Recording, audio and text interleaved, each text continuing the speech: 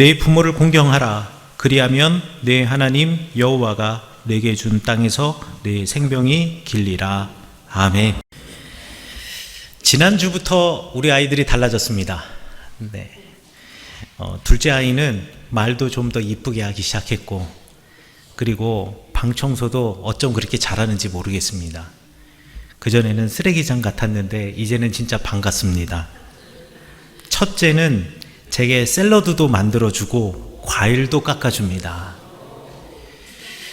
제가 죽다 살아나서 이렇게 아버지에 대한 이 그리움 내지는 아버지한테 잘해주어야겠다 이런 생각이 들어서 그랬던 줄 알았습니다. 그런데 샐러드를 만들고 사진을 찍더라고요. 인스타에 올리려고 찍은 겁니다. 우리 중고등부에서 단톡 가족 톡방을 만들어 놓고 어버이날 한 주간을 맞아서 우리 부모님께 내가 뭔가 해드린 것을 해가지고 이렇게 사진을 찍어가지고 올리는 지금 컨테스트를 하고 있다고 합니다. 그래서 적어도 일주일은 황제처럼 살았습니다. 이제는 끝나겠지만 그래도 이 일주일이 얼마나 행복한지 모릅니다. 1년에 이 일주일 이렇게 대접받고 살 수 있다는 게 그게 얼마나 큰 은혜인가요? 그렇죠? 성경에서 공경하다라는 말이 있습니다. 오늘 말 성경에서 내 부모를 공경하라라고 이야기하고 있는데, 공경하라라는 말이 히브리어로 키베드입니다. 이 키베드라는 말은 우리말 성경에서 여러 가지로 번역이 됩니다. 공경하다라고도 번역이 되지만 영화롭게 하다, 존귀하게 하다, 중히 여기다, 경외하다, 영광을 돌리다, 존경하다, 정말 표현 방법, 번역하는 방법이 많습니다. 그런데 이 키베드라고 하는 단어의 목적어, 그러니까 누구를 존경하는지, 누구를 존귀하게 하는지, 이 목적어를 보면은요, 사람인 경우도 있지만 하나님께 이 키베드라는 단어를 사용하는 겁니다. 그래서 하나님께 키베드 한다라고 하면 하나님을 영화롭게 한다, 하나님을 중히 여긴다, 하나님을 경외한다, 하나님께 영광 돌린다, 하나님을 존경한다, 이런 의미가 되지요. 그래서 구약 성경을 연구하는 학자들은 이 구절을, 그러니까 내 부모를 공경하라 라는 이 구절을 부모님 모시고 대하기를 하나님께 하듯 하라 라고 이해하고 설명합니다. 부모님 모시고 대하기를 하나님께 하듯 하라. 하나님께 하듯 하다 라는 말은 또 무슨 뜻일까요? 하나님께 예배하듯 우리 부모님을 예배해라? 내지는 하나님께 기도하듯 우리 부모님께 기도해라? 그런 뜻일까요? 하나님이 어떤 분이시기에 과연 이런 해석을 하고 이런 말을 하는 걸까요? 우리 읽은 출애굽기 20장 12절 바로 전 8절부터 11절까지 보면 우리 안식일에 관한 성경 구절이 나와 있는데, 그 안식일 명령에서 소개하는 하나님이 있습니다. 그 하나님이 어떤 하나님이냐면 우리를 창조하시고 만드신 하나님, 그 하나님이시기에 그 하나님을 기억하며 안식일을 지키라. 그리고 난 다음에 내 부모님을 공경하고 모시되 하나님께 하듯 하라 라고 했으니, 여기서 창조의 하나님, 나를 존재하게 하신 하나님, 나를 있게 하신 하나님, 그 하나님 대하기 하듯 우리 부모님을 대하라 라는 말은 나의 부모님이 나를 창조하신 하나님처럼 나를 이 땅에 존재하신 분들이라는 것을 인정하고 그리고 존중하라라는 의미다라고 말할 수가 있겠습니다. 여러분, 부모님은 어떤 사람들입니까? 부모님은 어떤 분들입니까? 여기 물론 결혼 아직 안 하신 미혼들도 뭐 위층에 많이 계시고 또 밑에도 계시지만 대부분의 경우는 다 결혼을 하셨죠. 부모님은 어떤 사람들입니까? 나를 낳아주신 분이고 나를 길러주신 분이십니다. 때로는 이 둘이 같을 수도 있고 다를 수도 있습니다. 낳아주신 분과 기르신 분이 같은 분일 수도 있고 다른 분일 수도 있는 거죠. 낳아주시고 길러주신 분이 같다면 뭐 두말할 필요도 없습니다. 그러나 낳아주신 분과 길러주신 분이 다를지라도 여러분, 낳은 정과 기른 정의 깊이를 객관적으로 비교할 수도 없고 가늠할 수도 없듯이 무엇이 더 값어치가 있는지 물을 필요 없이 두 분 모두에게, 나를 낳아주신 분 그리고 나를 길러주신 분 모두에게 감사해야 하는 것은 우리가 십계명을 알고 있는 기독교인으로서 마땅히 해야 할 바입니다. 어떤 분들은 이렇게 말할 수도 있습니다. 낳아주셨지만 나를 떠나간 분들에게도 내가 감사해야 하나요? 저는 그렇게는 조금 어려운 것 같아요. 그런데 이렇게 생각해 보십시오. 그분이 낳아주셨기 때문에 여러분이 여기 계신 겁니다. 그렇다고 오랫동안 만나지도 못했는데 굳이 수소문해서 그분 찾아가서는 꽃다발 안겨드려라, 제가 이렇게까지는 말씀하지 않겠습니다. 그런데 그분들 덕분에 오늘 내가 현재를 살아가고 있고 가정을 이루고 있고 소소한 행복을 누리고 있으니 여러분, 나를 낳아주신 분에게도 마음속에 작은 감사를 가지고 있어야 된다. 그 말씀은 여러분에게 꼭 드리고 싶습니다. 길러주신 것에 대한 감사는, 이거는 여러분 제가 수치로도 말할 수가 있습니다. 동아일보에 2018년 자녀 양육비를 조사하고 분석해서 통계로 보는 임신, 출산, 양육이라고 하는 그 통계 결과가 나와 있더라고요. 그 신문 기사가 몇 년도 신문 기사인지는 거기에 그 뭐라 그러죠? 입력 그 시간과 이것이 기록이 되어 있지 않아서 이게 몇 년도 기사인지는 제가 잘 모르겠는데, 그런데 2018년 기준으로 통계 분석을 했으니 2019년 이후에 아마 기사가 아닌가 싶습니다. 그런데 거기 보면은요, 여러분, 부부가 결혼을 하면 2018년도 기준 최저 생계비가 220만 원이었다고 해요. 지금은 이거보다 훨씬 더 올랐습니다만 220만 원이 두 부부가 살아가는데 필요한 최소의 생계비인데, 아이가 딱 태어나자마자 얼마로 최소 생계비가 뛰냐? 293만 원으로 뜁니다. 그러니까 아이 한 명이 딱 출생하는 순간 73만 원이 더 필요하다라는 거예요. 그러면 아이가 딱 이제 아이가 딱 태어났는데 이 세 번째 식구가 한 달에 딱 73만 원만 쓰냐? 절대 그렇지 않죠. 그러면 아이를 낳아보신 부모님들은 아시겠지만, 아이가 딱 태어나는 순간 부모님들은 다짐하는 게 있습니다. 아, 내가 좀 못 먹고 덜 쓰더라도 우리 아이한테 잘해줘야지. 그러니까 아이가 딱 73만 원치만 쓰는 것이 아니라 부모들은 자기들의 씀씀이를 줄여내기 때문에 그것보다 훨씬 더 많은 돈이 자녀에게 매달 들어간다라는 거죠.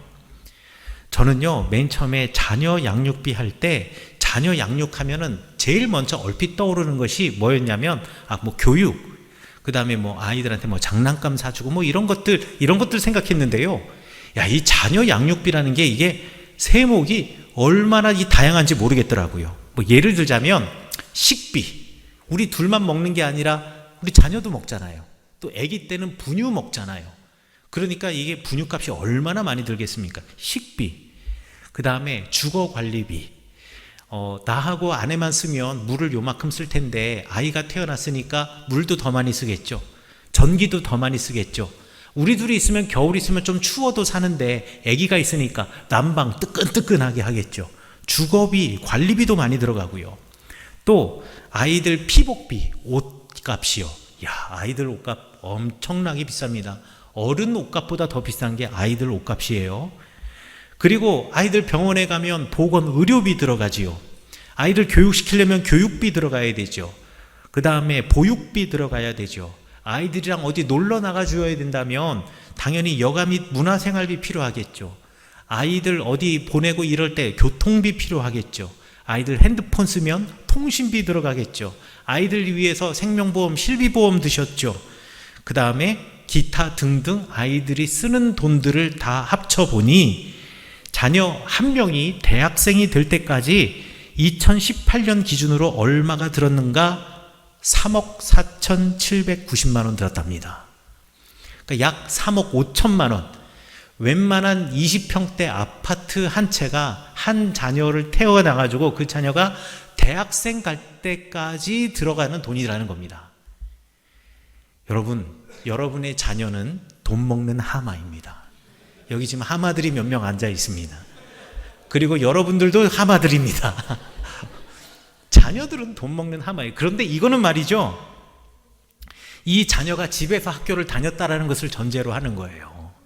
아이들이 중고등학교 때 벌써 뭐 기숙사 생활을 시작했다, 타지에 가서 유학을 했다, 그러면 여기에 플러스 알파입니다. 게다가 우리 아이 유학 갔다, 이거는 이제부터는 상상을 초월하는 겁니다. 그리고 요즘 대학교만 가나요? 대학원도 많이 가잖아요. 아이들 대학원 갔다고 여러분들 딱 손 놓습니까? 그렇지 않죠.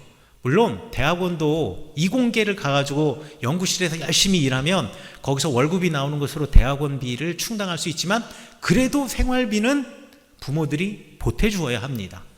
그리고 인문계 대학원 갔다, 이거는 뭐 돈 벌 데가 없기 때문에 무조건 다 돈 들어갑니다. 그러면 이게 돈이 어마어마하게 들어가는 겁니다.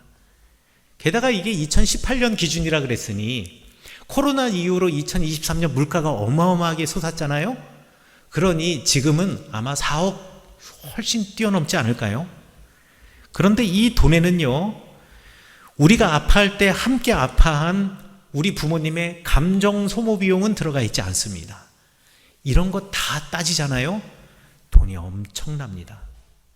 아유, 목사님, 우리 때는 그런 거 없었어요. 과외도 없었고 우리 때는 돈 많이 그렇게 안 들었어요 라고 여기 연세 드신 분들 말씀하실지 모르겠지만, 시대가 달라서 액수는 다를지라도 여러분의 부모님들은 오늘의 부모님과 똑같은 무게의 양육 비용과 노력이 들어가야 했습니다. 그렇기 때문에 제가 부모님들께 이 자리를 빌어서 제가 당부하고 싶은 말씀이 있습니다. 부모님들께 당부하고 싶은 말은 뭐냐면, 여러분 자녀들에게 필요한 것 있으면 당당하게 요구하시라는 겁니다. 부모님들이요, 자녀들이 부모님 찾아와서, 물론 학생 때는 조금 다를 수 있겠지만 이제 대학도 졸업하고 이제 뭐 월급을 받는 이런 자녀들이 전화해가지고 몸은 좀 괜찮으세요? 이렇게 물어보시면 절대 괜찮다고 하지 마십시오. 있는 그대로 얘기하세요. 아유, 내가 허리가 아프다. 요즘은 무릎이 아파가지고 일어날 때 어이어이 하면서 일어난다. 야, 이런데 키토산이 그렇게 좋다는데 키토산이 뭔지를 몰라서 어디 살 줄을 몰라가지고 내가 그냥 이렇게 있다. 이러면 자녀들이 알아서 사줍니다. 그러니 괜찮다고 얘기하지 마세요. 어버이날 되시면은 이제 자녀들 이렇게 찾아올 수도 있지 않습니까? 찾아오기도 하고 또 어버이날 전후로 해서 찾아오시는데, 아유, 어머니 드시고 싶은 거 다 드세요. 아버지 드시고 싶은 거 없으세요? 그러면 아이고 괜찮다. 나야 뭐 아무거나 다 좋아하지. 집에서 그냥 따끈한 밥만 먹으면 되지. 뭐 돈 쓰려고 그렇게 나가냐? 너희들도 돈 없는데. 이러지 마세요. 그리고 손주들 왔다고, 아유, 너희들 뭐 먹고 싶니? 어이구, 치킨 먹고 싶다고. 그러면 우리 치킨 배달 시켜 먹자. 난 너희들이 배부른 게 제일 나도 배부른 거다. 절대 그러지 마시고요. 야, 이번에 와수리에 오리고기집이 새로 생겼대더라. 다들 거기 갔다 왔다는데 내가 아직 한 번도 못 가봤네 하면서 오리고기 먹고 싶다고 얘기하시고, 내가 여기 와수리 살고 있는데 산 하나만 넘으면은 이동의 갈비가 그렇게 맛있다는데 그게 그렇게 비싸서 한 번도 먹어보지 못했는데 그게 무슨 말인지 궁금하기도 하네 라고 하면 자녀들이 알아서 사드립니다. 여러분, 매년마다 그렇게 드셔도요, 여러분들이 자녀에게 쓴 돈의 10%도 회수가 안 됩니다.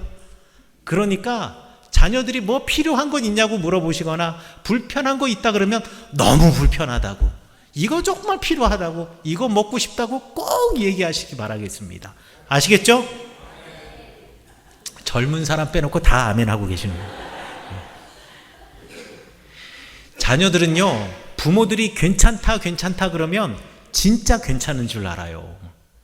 그래서 착각합니다.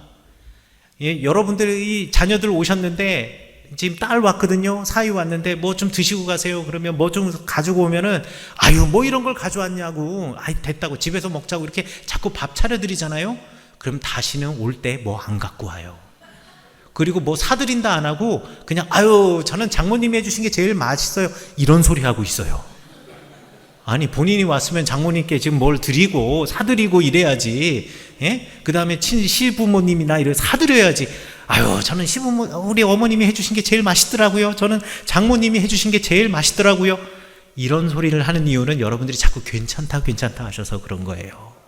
그러지 마시고 자녀들이 온다 그러면 이제 밥 먹으러 나갈 준비하고 나가실 때는 절대 지갑을 갖고 나가지 마시기 바라겠습니다. 제가 몇 주 전에 잠시 병원에 입원을 했지 않습니까? 제가 심장내과 병동에 입원을 하고 있었어요. 그런데 6인실에 저만 빼놓고 전부 다 70세 넘은 할아버지들이세요. 옆방도 그렇고 그 옆방도 그렇고 그 한 층이 전부가 심장내과였는데 거기가 전부 다 할아버지 할머니들. 그렇죠. 심장내과라는 데가 이제 젊은이들이 가는 곳은 아니잖아요. 사실 뭐 요즘은 또 그럴 수도 있지만 제가 거기서 제일 어렸어요. 근데 제가 이제 다음날 시술을 해야 되니까 잠을 이렇게 딱 약을 먹고 잠을 자고 있는데 새벽 2시인가 3시쯤에 눈이 떴어요. 눈을 떴는데 눈을 뜬 이유는요, 바로 옆에 정말 연세가 많으신 80 넘으신 할아버지가 계셨는데요. 작은 목소리로 그분이 이제 몸이 안 좋으시니까 이제 혼자서 거동도 안 되시고 그래서 간병인이 계셨어요. 그런데 작은 목소리로 계속 아유 아파 이러는 거예요. 그것도 리듬 있게 계속 똑같이 아유 아파. 그런데 그게 작은 목소리로 이야기를 하는데 계속 말씀하시니까 그게 제 잠귀에 저 잠 한 번 자면 세상 하늘이 무너져도 모르게 자는데 그 소리가 들리더라고요. 그런데 간병인께서는 거기서 주무시고 계시는 거예요. 한 병실에 6명, 저 빼고 이제 5명이죠. 5명의 간병인이 2분 계셨는데 그 간병인들은 또 얼마나 힘드실 거예요. 아침부터 저녁까지 그 거동 못 하시는 어르신들을 화장실 보내드려, 씻어드려, 식사 챙겨드려, 여러 가지 또 뭐 해드려, 뭐 하다 보니까 이분들도 너무 피곤하시니까 그 작은 소리도 못 듣고 그냥 골아 떨어지셨는데 그 소리가 들려서 제가 밖에 나가서 왜 병원에 가면 한가운데 간호사님들 모여 계신 데 있잖아요. 거기 가가지고 옆에 계신 할아버지가 계속 아프다고 하세요. 한번 가서 봐주세요 라고 해서 와가지고 진통제를 놔주시더라고요. 제가 그 다음날 시술 끝나고 병원에 있으면서 마침 있는 병원에 제가 아는 분들이 꽤 계셔서 그 중에서 한 분 어린이 병동에서 계시는 분이 저를 만나시겠더라고 오신다고 하셔서 그 병원 로비에서 그분과 만나 뵀어요. 만나서 제가 어젯밤에 있었던 그 일을 했습니다. 그 이야기를 해드렸습니다. 아유, 그런데 너무 아파하시는데 간병인들이 한 분도 못 일어나시더라고요. 계속 그렇게 아파하시더라고요. 근데 마음이 너무 불편하더라고요. 제가 얘기했더니만 그분이 그렇게 말씀하시는 거예요. 목사님, 그거 아세요? 어린이 병동에는 간병인이 한 명도 없어요. 어린이 병원은요, 다 엄마들이 간병을 해요. 그게 어린이 병동과 일반 병동의 차이예요. 어른들은 아프면 간병인 사다가 써가지고 이렇게 돌보게 하고, 그것도 정말 큰 돈이 들어가는 거죠. 돌보게 하지만 아이들은 절대 안 그래요. 아이들은 엄마가 직장 가진 분들도 다 휴가 내고 와서 아이들을 돌봐요. 제가 그 얘기를 듣는 순간 그래서 어른들이 내리사랑은 있어도 치사랑은 없다라고 이야기하는구나. 사랑은 내려주기는 하지만 우리 자녀들이 부모를 그만큼 사랑하기는 어렵다, 사랑하지 않는다 라고 이야기하는구나 라는 것을 다시 한번 생각하게 되더라고요. 여러분들도 그리 하셨겠지만 자녀에게 베푸는 사랑, 노력에 비해서 여러분들 부모님에게는 거의 인색할 정도로 그 사랑을 주지 못하는 게 자녀들의 현실입니다. 그리고 그거는요, 예수님 시대도 그랬어요. 우리 마태복음 15장 4절부터 6절에 보면 예수님이 유대인들을 혼내시는 이야기가 나오는데 예수님이 이렇게 말씀하십니다. 야, 성경에 보면, 그리고 율법에 보면, 그 십계명에 보면 내 부모를 공경하라라고 분명히 이야기하고 있는데, 너희들은 너희 아버지나 어머니가 너희에게 와서 이것을 좀 요청하고 달라고 하는데, 아버지, 어머니, 내가 당연히 부모님께 드려야 하겠지만 내가 이거를 이미 하나님께 드린다라고 서원해서 이거 못 드려요 라고 말하면서 드리지 않는다. 그러면서 그 부모를 공경할 것이 없노라, 내게는 더 이상 부모를 공경할 것이 없노라 라고 이야기를 한다 라고 하면서 유대인들을 책망하십니다. 그러니까 옛날이나 지금이나 자녀들이나 아이들이 아프면, 그리고 그가 필요하면 정말 내가 먹을 것을 못 먹으면서까지도 모든 것을 쏟아주는데, 우리 부모님께는 내가 그렇게 하지 못하고 있구나라는 것을 알게 되는 거지요. 여러분, 그러니까 여러분들 필요한 것 있으면 자녀들에게 자꾸 이야기하세요. 그리고 자녀들도 부모님이 필요하시다면, 야, 우리 부모님이 나한테 아낌없이 주는 나무와 같은 분이신데 정말 이게 필요하다라고, 드시고 싶다라고, 이게 꼭 필요하다라고 말씀하시면 여러분들 꼭 어떻게 하든 해드리려고 노력하세요. 왜 아멘 안 하세요? 예, 하세요. 예. 여러분, 부모를 공경하고 순종하는 이에게 내리는 축복이 있습니다. 여러분, 부모를 공경하잖아요. 분명히 그 사람에게 하나님이 복을 주십니다. 우리 창세기 37장에 보면 요셉의 이야기가 나오는데요, 야곱이 요셉에게 뭐라고 이야기하냐면, 내 형들이 지금 세겜에서 양을 치고 있으니 가서 양 잘 치고 있는지 보고 와라 라고 이야기를 합니다. 여러분들은 여기 한국 땅에 사시고 성경을 글로만 읽으시니까 세겜이라는 곳에 가가지고 형들이 잘 일하고 있는지 보고 오겠거니 그냥 이렇게 생각하겠지만, 이 대화가 이루어진 곳은 헤브론이라고 하는 마을이에요. 헤브론이라고 하는 곳에서 세겜까지의 거리가 얼마냐면 약 80km입니다. 약 80km, 왕복 160km예요. 아들에게, 그것도 어린 아들에게, 막내에게, 야, 형들이 지금 거기서 양치고 있어. 아니 뭐 전쟁이 난 것도 아니고 부모님 중에 위독한 사람이 있는 것도 아닌데, 야, 형들 잘 있나 좀 보고 와 라고 하는데, 네, 갔다 오겠습니다 라고 할 만한 사람이 여기 몇 분이나 계실까요? 그런데 요셉은요, 그 말을 듣고, 아버지의 말씀을 듣고 37장 13절에 보면, 예, 아버지, 내가 그리 하겠나이다, 내가 그러하게 하겠습니다 하고 그 자리에서 형들을 잘 있는지 보려고 그 떠나가요. 근데 세겜까지 갔거든요. 그런데 세겜에 형들이 없어요. 사람들, 주변에 있는 사람들에게 물어보니 양들을 데리고 조금 더 북쪽으로 올라가서 도단으로 간다라는 얘기를 들었다라는 얘기를 듣고, 이 요셉은 그 넓은 도단이 어딘지도 모를 텐데 아버지께서 시키셨으니까 아버지 말씀을 순종해서 형들이 있는 도단까지 올라가요. 도단까지 가보니 거기 형님들이 계시는 거예요. 야, 이거 얼마나 순종하는 아들입니까? 그런데 이런 순종하는 아들에게도 어려움은 있습니다. 비록 형제들에게 미움을 받아서, 그래서 이스마엘 상인들에게 팔려가서 이집트 땅으로 노예로 끌려갔거든요. 그런데 보디발이라고 하는 사람의 집에서 요셉은 고생하는 노예나 종이 아니라 사랑과 신임을 받는 복덩이 같은 사람으로 그곳 이집트 땅에서 살았어요. 이게 얼마나 은혜입니까? 이 은혜가 어디로부터 시작됐다고요? 아버지 말에 순종하는 데서 시작이 된 거예요. 물론 또 후에 억울하게 감옥에 갇혔지만, 감옥에서도요, 죄수로 산 것이 아니라 간수장에게 신임을 받아서 감옥의 살림살이를 요셉이 다 맡았어요. 이게 몸은 감옥에 있지만 실제로 죄수가 아니고 죄인이 아닌 거예요. 이것 또한 얼마나 큰 은혜입니까? 어디서부터 시작됐다고요? 순종으로부터 시작이 된 겁니다. 그리고 난 다음에 이집트의 총리 대신이 되어서 완전히 인생이 역전이 되잖아요. 이 모든 것이 부모 공경으로부터 시작되었다는 것을 여러분들 잊지 마시기 바라겠습니다.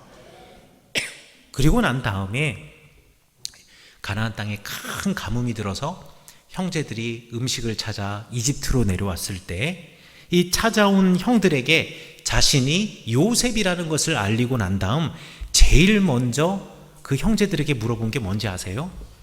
아버지는 생존하십니까? 아버지는 안녕하십니까?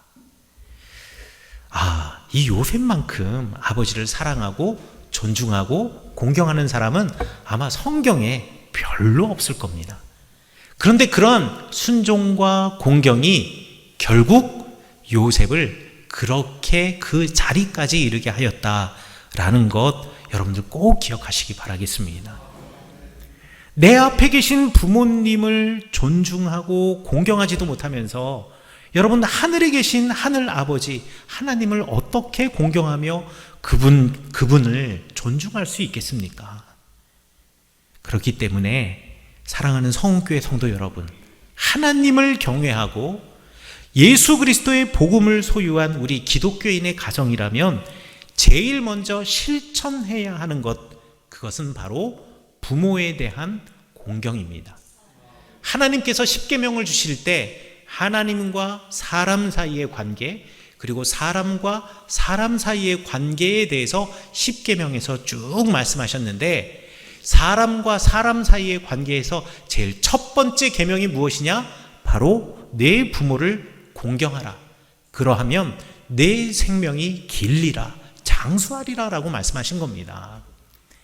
우리 요셉의 경우를 통해서 알 수 있었듯이 그 십계명의 부모 공경의 말씀과 그 축복과 은혜, 그것이 요셉을 통해서 그대로 드러났듯이 저는 우리 성은교회 성도들도 그렇게 부모님을 공경하고 존중함으로 여러분들 주님으로부터 받는 큰 은혜를 누리시는 하나님의 사람 되시기를 간절히 축원합니다.